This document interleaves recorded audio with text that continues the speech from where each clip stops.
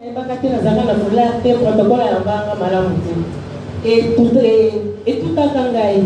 Alors dit ah, et si ton groupe n'a pas la liboso, qui m'avait vendé. Mais le rôle à ça, t'as pas dit que guérison n'a pas été qui wana, elle va qui a tia cal. La porte qui kaka. Si ton bon délit n'a béni. Nicolas Pelé qui frère sera toujours pour rappeler que collègue à Nanda Kunda.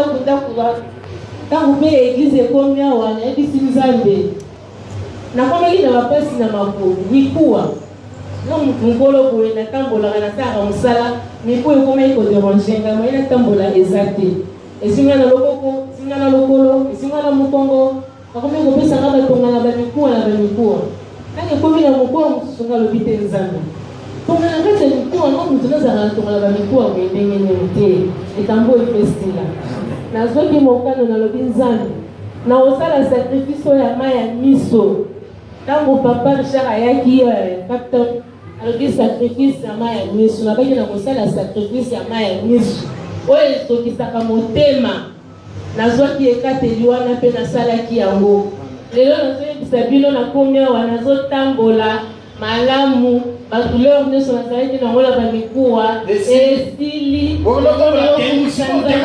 ezate nakomi na fiere